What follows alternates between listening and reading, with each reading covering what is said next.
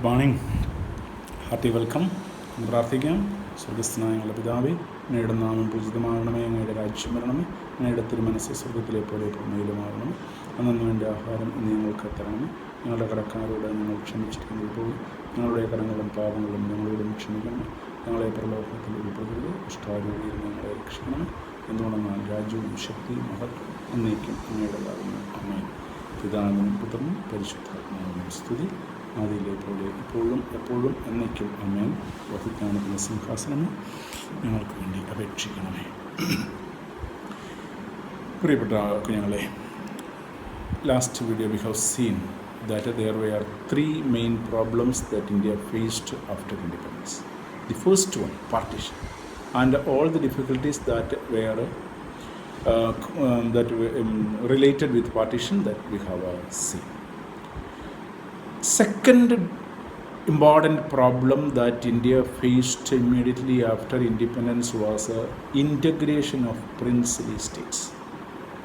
കഴിഞ്ഞ വീഡിയോയിൽ നമ്മൾ പറഞ്ഞു, ഇന്ത്യ അന്ന് ബ്രിട്ടീഷ് റൂള് ഒരു പ്രത്യേകതയായിരുന്നു. ബ്രിട്ടീഷ് റൂളിനൊരു പാരമൗൺസി എന്ന് പറയുന്ന ഒരു പ്രത്യേകത ഉണ്ടായിരുന്നു. പാരമൗൺസി എന്ന് കേട്ടിട്ടുണ്ടാവും. പാരമൗൺസി എന്ന് പറഞ്ഞാൽ ബ്രിട്ടീഷ് മേധാവിത്വത്തെ ഇന്ത്യയുടെ നാട്ടുരാജ്യാക്കന്മാർ അംഗീകരിക്കുന്ന രീതി. They admitted the supremacy or dominance of the British empire and they had enjoyed certain internal freedom regarding internal affairs of their provinces or their princely states. Such 565 princely states were in India. And immediately after independence, these princely states got freedom. Princely സ്റ്റേറ്റ്സിൽ paramountcy നിലനിന്നിരുന്നത് British ഭരണമുള്ളിടത്തോളം കാലം മാത്രമാണ്. British ഭരണത്തിന് ശേഷം ഈ princely States അവരുടെ സ്വാതന്ത്ര്യം അവർക്ക് തിരിച്ചു ലഭിച്ചു. എന്ന് വെച്ചാൽ അവരവരുടെ പ്രത്യേക സ്റ്റേറ്റ്സിൻ്റെ പൂർണ്ണ അധികാരിയായി മാറി. അവർക്ക് ഇന്ത്യൻ നേഷനിൽ വേണമെങ്കിൽ കൂടാം, വേണ്ടെങ്കിൽ അവർക്ക് പ്രിൻസിലി സ്റ്റേറ്റായിട്ട് തന്നെ നിലനിൽക്കാം എന്നുള്ളതായിരുന്നു ഒരു പ്രത്യേകത. അവർക്ക് 3 ഓപ്ഷൻസ് ഉണ്ടായിരുന്നു. ഇനിയും എന്താണ് ബ്രിട്ടീഷ് ഡോമിനൻസിൻ്റെ പ്രത്യേകത? ഈ ബ്രിട്ടീഷ് ഇന്ത്യ എന്ന് പറയുമ്പോൾ നിങ്ങൾക്കറിയാം, ഇപ്പോഴത്തെ പാകിസ്ഥാനും ബംഗ്ലാദേശും ഇന്ത്യയും കൂടെ കൂടിയ ആ പ്രദേശമായിരുന്നു. അപ്പോൾ ഇന്ത്യയിൽ തന്നെ 2 പ്രധാനപ്പെട്ട ഘടകങ്ങളുണ്ടായിരുന്നു. ചില ഏരിയ ബ്രിട്ടീഷ് ഇന്ത്യൻ പ്രോവിൻസസ് എന്നറിയപ്പെടുന്നു. ബ്രിട്ടീഷ് ഇന്ത്യൻ പ്രോവിൻസസ് എന്ന് വെച്ചാൽ they were directly under the control of the British government. British Indian provinces were directly under the control of the British government. ഇനി there are princely states. Princely states are states ruled by princes. Princes accepted the British supremacy and enjoyed some form of control over the internal affairs. ഇപ്പോൾ princely states എന്ന് പറഞ്ഞാൽ princes രാജാക്കന്മാരായി നിലനിന്ന നാട്ടുരാജ്യങ്ങൾ. ഈ നാട്ടുരാജ്യങ്ങളോ ഈ dominance of British empire they had accepted. അവർ ഈ ബ്രിട്ടീഷ് എംപയറിൻ്റെ ബ്രിട്ടീഷ് സാമ്രാജ്യത്തിൻ്റെ മേധാവിത്വം അംഗീകരിച്ചു. എന്നാൽ അവരുടെ നാട്ടുരാജ്യങ്ങളിലെ ആഭ്യന്തര കാര്യങ്ങളിൽ പൂർണ്ണമായും അവരുടെ നിയന്ത്രണത്തിലായി. ഇത്തരമൊരു സംവിധാനത്തെയാണ് പാരമൗൺസി എന്ന് പറയും, അല്ലെങ്കിൽ സുസറൈനിറ്റി എന്ന് പറയും. സുസറൈനിറ്റി, പാരമൗൺസി ഓർ സുസറൈനിറ്റി. ഈ പാരമൗൺസി എന്ന് പറയുന്നത് ബ്രിട്ടീഷ് എംപയർ നിലനിൽക്കുന്നിടത്തോളം കാലം മാത്രമേ ഉണ്ടായിരുന്നുള്ളൂ എന്ന് നിങ്ങളോട് പറഞ്ഞു. ബ്രിട്ടീഷ് ഭരണം ഇന്ത്യയിൽ അവസാനിപ്പിച്ചത് എപ്പോഴാണോ അപ്പോൾ പാരമൗൺസി തീർന്നു. എന്ന് വെച്ചാൽ ബ്രിട്ടീഷ് എംപയറിൻ്റെ ഭരണം തീർന്നപ്പോൾ പ്രിൻസിലി സ്റ്റേറ്റ്സ് എല്ലാം സ്വതന്ത്രരായി. എത്ര പ്രിൻസിലി സ്റ്റേറ്റ്സ് ഉണ്ടെന്നാണ് പറഞ്ഞത്? 565 princely States. And they had 3 options before that. സ്വാതന്ത്ര്യം പ്രാപിച്ചപ്പോൾ അവർക്ക് 3 പ്രധാനപ്പെട്ട ചോയ്സ് ഉണ്ടായിരുന്നു. ഒന്ന്, വേണമെങ്കിൽ ജോയിൻ ഇന്ത്യയുമായിട്ട് അവയ്ക്ക് കൂടിച്ചേരാം, അതായത് they are joining the Indian union. Second choice, joining Pakistan, ഒന്നുകിൽ പാകിസ്ഥാനിലേക്ക് മാറാം. മൂന്നാമത്തെ choice, they can remain independent. ഇതാണ് ബ്രിട്ടീഷുകാർ മുന്നോട്ട് വെച്ച രീതി. അപ്പോൾ 3 options. One is join India, the other is joining Pakistan, third is remaining independent. ഇങ്ങനെ പോകുന്ന സമയം most of the princely states decided to remain independent. And the first of such declaration was made by the ruler of Travancore. കേരളത്തിലാണെന്ന് പറയുന്നത്. തിരുവിതാംകൂറിൻ്റെ രാജാവാണ് ആദ്യമായിട്ട് പ്രഖ്യാപിച്ചത്, ഞാൻ ഇന്ത്യൻ യൂണിയനിൽ ചേരുന്നില്ല, സ്വതന്ത്രമായി നിലനിൽക്കാനാണ് ആഗ്രഹിക്കുന്നത്. And there were other princely states also who decided to remain independent. But most of the princely states, they expressed their willingness to join India. പാകിസ്ഥാനിലേക്ക് ജോയിൻ ചെയ്യാൻ ആരും ഉണ്ടായിരുന്നില്ല എന്നുള്ളതാണ് പ്രത്യേകത. അപ്പോൾ ഇങ്ങനെ ഇന്ത്യൻ ഇൻഡിപെൻഡൻസ് എന്ന് പറയുന്നത് നമ്മുടെ രാജ്യത്തിൻ്റെ നേതാക്കന്മാർ ലക്ഷ്യമിട്ടത് യൂണിറ്റിയിൽ ആസ്പദമാക്കിയ ഐക്യം, സെൽഫ് ഡിറ്റർമിനേഷൻ ആൻഡ് ഡെമോക്രസി. 3 കാര്യങ്ങൾ പ്രധാനം. ഒന്ന് യൂണിറ്റി, ഐക്യം, അല്ലെങ്കിൽ അഖണ്ഡത എന്ന് പറയാം നമുക്ക്. സെൽഫ് ഡിറ്റർമിനേഷൻ, അതായത് ഇന്ത്യക്ക് ഇന്ത്യയുടേതായ സ്വതന്ത്രമായ ഒരു കാഴ്ചപ്പാടുണ്ടാകും, സ്വന്തമായ ഒരു നിലനിൽപ്പ്. 3ാമത്തെ കാര്യം, it is a purely democratic country. And most of the princely states were not running on democracy. They were kings and they had no democracy as their form of government. They were monarchical in their form. And therefore India could not go on with such a country within the country. That is a kingdom within the country. ഒരു രാജ്യത്തിനകത്ത് പുതിയൊരു രാജ്യം എന്നുള്ള രീതിയിൽ India എന്നുള്ള മഹാരാജ്യത്തിനകത്ത് ഒരു നാട്ടുരാജാവ് തൻ്റെ സ്വന്തം രാജ്യം വെച്ചുകൊണ്ട് നിലനിൽക്കുക എന്നുള്ളത് ഇന്ത്യയെ സംബന്ധിച്ചിടത്തോളം അത്ര ഭൂഷണമായിരുന്നില്ല. രാജ്യത്തിൻ്റെ യൂണിറ്റിക്ക് അത് ഉതകില്ല. അതുകൊണ്ട് അവർ അതിനെ എതിർത്തു. ഇനിയും ഈ ഡിവിഷൻ, അതായത് ബ്രിട്ടീഷുകാരെ സംബന്ധിച്ചിടത്തോളം നിങ്ങൾ കേട്ടിട്ടുണ്ട്, it is divide and rule എന്നുള്ള ഒരു പോളിസിയാണ് അവർ മുന്നോട്ട് കൊണ്ടുപോയത്. ഡിവൈഡ് ആൻഡ് റൂൾ, അതായത് ഭിന്നിപ്പിച്ച് ഭരിക്കുക, നാട്ടുരാജ്യങ്ങൾ തമ്മിൽ ഭിന്നിപ്പിക്കുക, എന്നിട്ട് അവർ ഭരിക്കുക. ഒരു നാട്ടുരാജാവ് വേറൊരു നാട്ടുരാജ്യനെ ആക്രമിക്കുമ്പോൾ ഏത് രാജാവാണോ ആക്രമിക്കപ്പെടുന്നത് ആ നാട്ടുരാജാവിനെ ബ്രിട്ടീഷുകാർ സഹായിച്ച് അദ്ദേഹത്തെ രക്ഷിച്ചു കഴിയുമ്പോൾ അദ്ദേഹം ബ്രിട്ടീഷുകാരുടെ മേൽക്കോയ്മ അംഗീകരിക്കുന്ന ഒരു രീതിയിലായിരുന്നു അവരുടെ ഭരണ സംവിധാനം. പക്ഷേ നാട്ടുരാജാവിനെ നാട്ടുരാജാവായിട്ട് തന്നെ വാഴിക്കുകയും ചെയ്തിരുന്നു അവരുടെ ആഭ്യന്തര കാര്യങ്ങൾ നടത്തിക്കൊണ്ടു പോകുവാൻ വേണ്ടി. ബ്രിട്ടീഷുകാരെ സംബന്ധിച്ചിടത്തോളം അവർക്ക് ഈ രാജ്യത്തിൻ്റെ മൊത്തത്തിലുള്ള ഒരു മേൽക്കോയ്മ മാത്രമേ ആവശ്യമുണ്ടായിരുന്നുള്ളൂ. എന്നാൽ ഇന്ത്യയെ സംബന്ധിച്ചിടത്തോളം അത്തരം ഒരു ഡിവിഷൻ, അതായത് രാജ്യത്തിനകത്ത് വേറെ പുതിയ രാജ്യം, ബ്രിട്ടീഷ് എന്നുള്ള ഇന്ത്യ എന്നുള്ള ആ ഒരു മഹാരാജ്യത്തിനകത്ത് പുതിയൊരു നാട്ടുരാജ്യം എന്നുള്ളത് അംഗീകരിക്കാനാവുമായിരുന്നില്ല. അതുകൊണ്ട് government approach was guided by 3 considerations. Government പ്രധാനമായിട്ട് 3 കാര്യങ്ങളാണ് പരിഗണനയ്ക്ക് മുന്നോട്ട് വെച്ചത്. ഒന്ന്, people of the most of the princely states wanted to become part of the Indian Union. ജനങ്ങളെ, എല്ലാ പ്രിൻസ്ലി സ്റ്റേറ്റ്സിലെയും ആൾക്കാരെ ഇന്ത്യൻ യൂണിയനിലെ അംഗങ്ങളാകാൻ ആഗ്രഹിച്ചിരുന്നു. നാട്ടുരാജാക്കന്മാരുടെ ഭരണം അവസാനിപ്പിക്കണമെന്ന് എല്ലാ നാട്ടുരാജ്യങ്ങളിലെയും ജനങ്ങൾക്ക് ആഗ്രഹമുണ്ടായിരുന്നു. അതുകൊണ്ട് ചില സന്ദർഭങ്ങളിൽ ചില ആളുകൾക്ക്, ചില പ്രിൻസ്ലി സ്റ്റേറ്റ്സിന് ഓട്ടോണമി കൊടുക്കാൻ ഗവൺമെൻറ് തയ്യാറായി. ഓട്ടോണമി എന്ന് പറഞ്ഞാൽ സ്വയം ഭരണാധികാരം കൊടുക്കാൻ തയ്യാറായി. പക്ഷേ പാർട്ടീഷൻ്റെ ഈ ഒരു അടിസ്ഥാനത്തിൽ ഈ integration and consolidation of territorial boundaries of the nation had assumed supreme importance.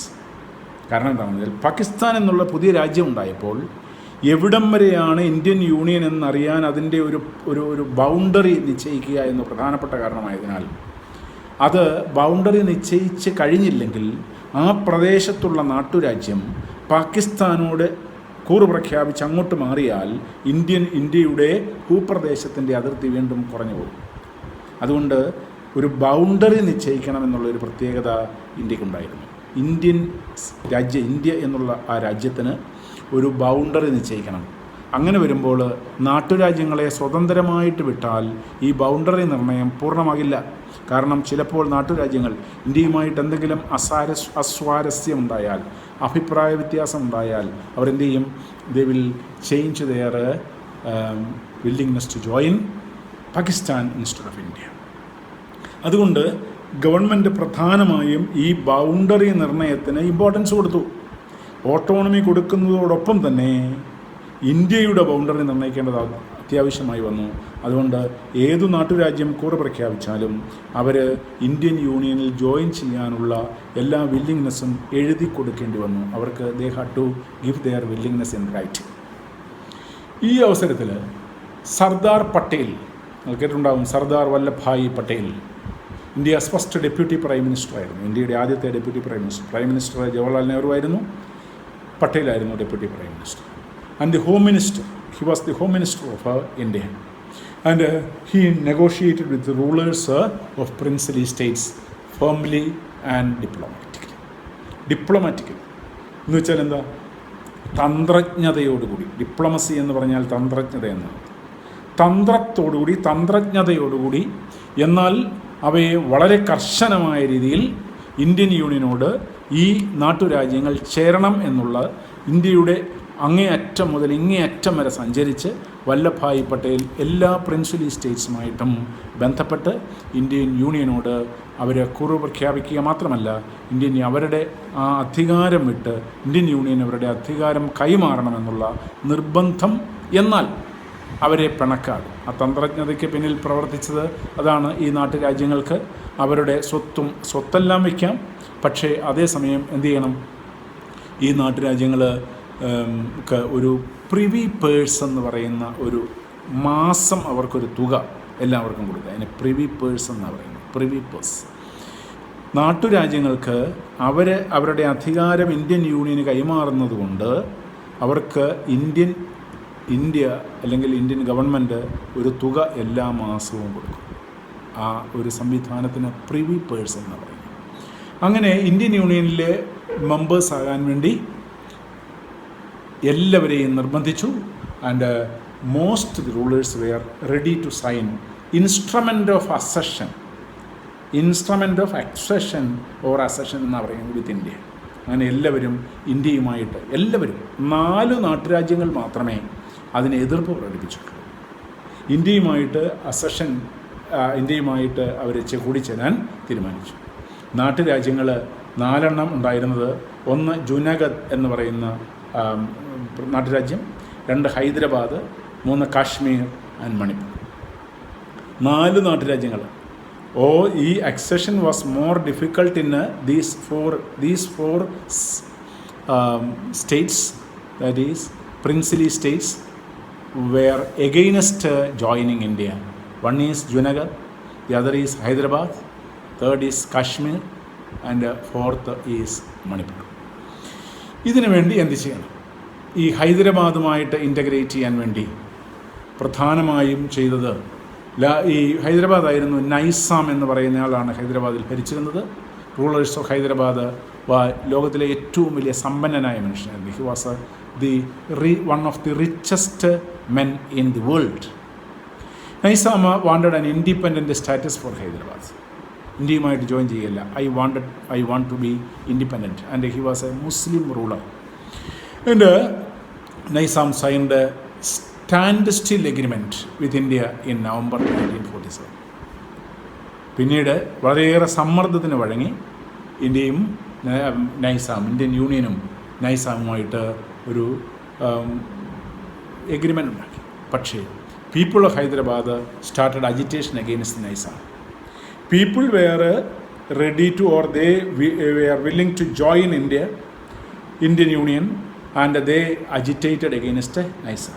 Hyderabad town was the center of the movement. Hyderabad ടൗണിലാണ് പ്രധാനമായി മൂവ്മെൻറ്റ് സ്റ്റാർട്ട് ചെയ്തത്. അത് കഴിഞ്ഞു the peasantry of Telangana was in the forefront of this agitation. തെലങ്കാനയിലെ ആൾക്കാരായിരുന്നു കൂടുതലും ഈ അജിറ്റേഷന് മുൻപന്തിയിൽ നിന്നിരുന്നത്. നൈസാം അവസാനം ഗതിന്തരം agitation was led by the communist and the Hyderabad Congress. 2 പാർട്ടികൾ. കമ്മ്യൂണിസ്റ്റുകാരന്ന് നിലനിന്ന ഏക പ്രതിപക്ഷമാണ് കമ്മ്യൂണിസ്റ്റ് പ്രസ്ഥാനം. ആ കമ്മ്യൂണിസ്റ്റ് പ്രസ്ഥാനവും അതുപോലെ തന്നെ കോൺഗ്രസും നൈസാമിൻ്റെ നിലപാടിനോട് എതിർത്തു. കോൺഗ്രസ് വളരെ ശക്തമായ ഒരു പ്രസ്ഥാനം, രാഷ്ട്രീയ പ്രസ്ഥാനമായി വളർന്നിരുന്നു. Nizam responded by the unleashing of a paramilitary force known as the Razakars and non Muslims were the main targets of Nizam. Nizam ചില തൻ്റെ പട്ടാളക്കാരെ വിട്ട് ഒരു വിപ്ലവത്തിന് തുടക്കം കുറിച്ചു. അജിറ്റേറ്റേഴ്സിന് എതിരായിട്ട് നൈസാം പ്രവർത്തിക്കുക, അതായത് നൈസാം കുറച്ച് പേരെയെല്ലാം കൊന്നൊടുക്കി. അതേസമയം in 1948 Indian army moved to Hyderabad. ഹൈദരാബാദിലേക്ക് ഇന്ത്യൻ പട്ടാളം നീങ്ങി. പട്ടാളം 2 ദിവസം കൊണ്ട് Nizam surrendered after 2 or 3 days, a few days of fighting. This led to the accession of Hyderabad to India. ഇപ്പോൾ നൈസാം വളരെ ചെറുത്തു നിന്നയാളാണ് ഇന്ത്യയിലേക്ക് വരുന്നതിന്. കാരണം അദ്ദേഹം ഒരു മുസ്ലിമായിരുന്നു. ഇന്ത്യൻ യൂണിയനിലേക്ക് അദ്ദേഹത്തിന് ഇഷ്ടമില്ലായിരുന്നു. ജനങ്ങൾക്ക് പക്ഷേ താല്പര്യമായിരുന്നു. ജനങ്ങൾ അതുകൊണ്ട് ഒരു അജിറ്റേഷൻ തുടക്കമിട്ടു. നൈസാം അതിനെ നേരിട്ടു. പക്ഷേ പിന്നീട് ഇന്ത്യൻ പട്ടാളം ഇറങ്ങി 2-3 ദിവസം കൊണ്ട് നൈസാമിനെ ഇന്ത്യയോട് ചേർത്തു, അല്ലെങ്കിൽ Hyderabad became part of India. ഇനി അടുത്തത് മണിപ്പൂരാണ്. 4 നാട്ടുരാജ്യങ്ങളാണ് എതിർത്തതെന്ന് നിങ്ങളോട് പറഞ്ഞു. 1 ജുനാഗഡ്, 2 ഹൈദരാബാദ്, 3 മണിപ്പൂർ ആൻഡ് 4 കാശ്മീർ. ബോധചന്ദ്ര സിംഗ് എന്ന് പറയുന്ന ആളായിരുന്നു മണിപ്പൂരിൽ ഭരിച്ചുകൊണ്ടിരുന്നത്. മണിപ്പൂരിൽ ഭരിച്ചു. ഇപ്പോൾ മഹാരാജ അക്സഷൻ എഗ്രിമെൻ്റ് ഇന്ത്യയുമായിട്ട് സൈൻ ചെയ്തു. ഇപ്പോൾ people of Manipur was against accession. ഇപ്പോൾ ജനങ്ങൾ പക്ഷേ ഇന്ത്യയോട് ചേരുന്നതിനെ എതിർത്തു. Election in Manipur due to public pressure and state became a constitutional monarchy in June 1948. ഇപ്പോൾ 1948 മണിപ്പൂർ സ്റ്റേറ്റ് ഒരു കോൺസ്റ്റിറ്റ്യൂഷണൽ മൊണാർക്കി ആയിട്ട് മാറി. ഏത്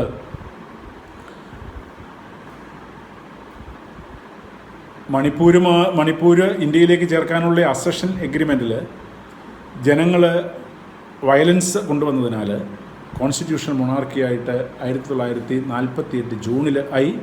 Manipur is the first part of India to hold an election based on universal adult franchise. പക്ഷെ പിന്നീട് ജനങ്ങളുടെ അഭിപ്രായം എന്തായിരുന്നു? Sharp differences of merger in the legislative assembly and state Congress supported and others opposite. Congress party Manipur ഇന്ത്യയോട് ചേരുന്നതിനോട് അനുഭാവം പുറപ്പെടുവിച്ചു. പക്ഷേ മറ്റ് പാർട്ടികളെ എതിർത്തു. മണിപ്പൂർ വളരെ സ്ട്രാറ്റജിക് പ്ലേസാണ് ഇന്ത്യയെ സംബന്ധിച്ചിടത്തോളം, നിങ്ങൾക്കറിയാം. കാരണം എന്താണെന്ന് വെച്ചാൽ ചൈനയോട് അടുത്ത് കിടക്കുന്ന അല്ലെങ്കിൽ ആ അതിർത്തി പ്രദേശമാണ്. ഇന്ത്യക്ക് അത് നഷ്ടപ്പെടുന്നത് നല്ലതല്ല. അതുകൊണ്ട് India was very particular about Maharaja signed a merger agreement in September 1949 without consulting the legislative assembly and this cost a lot of anger. Legislative അസംബ്ലിയുമായിട്ട് ആലോചിക്കാതെ വീണ്ടും ഒരു മെർജർ എഗ്രിമെൻറ്റ് ഇന്ത്യയുമായിട്ട് മെർജ് ചെയ്യാൻ എഗ്രിമെൻറ്റ് ഒപ്പിട്ടു.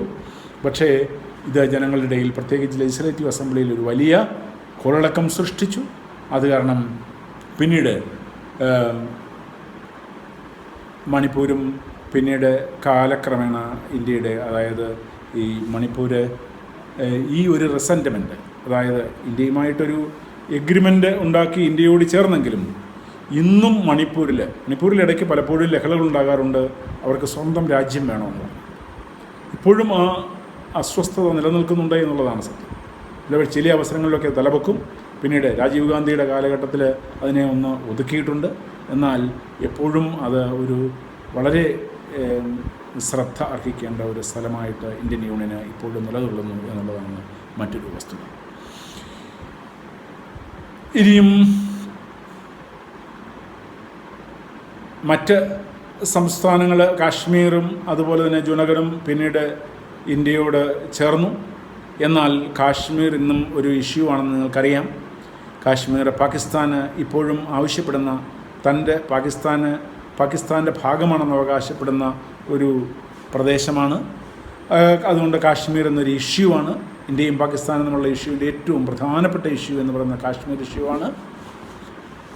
നിങ്ങൾക്കറിയാം 1948 നിങ്ങൾ 10ാം ക്ലാസ്സിലൊക്കെ പഠിച്ചിട്ടുണ്ടാകും. ഇന്ത്യയും പാകിസ്ഥാനും തമ്മിൽ കാശ്മീരിനെ പറ്റി ഒരു യുദ്ധമുണ്ടായി, ചെറിയ യുദ്ധമുണ്ടായി. ആ യുദ്ധത്തിൽ പാകിസ്ഥാൻ ഒട്ടൊക്കെ ഇന്ത്യയിലേക്ക് കയറി വന്നു. അത് ആ ഭാഗത്തു നിന്ന് ഇപ്പോഴും പാകിസ്ഥാൻ പുറകോട്ട് പോയിട്ടില്ല. അതിനെ പാക് ഓക്കുപ്പൈഡ് കാശ്മീർ എന്നാണ് അറിയപ്പെടുന്നത്. POK എന്നറിയപ്പെടും, പാക് ഓക്കുപ്പൈഡ് കാശ്മീർ.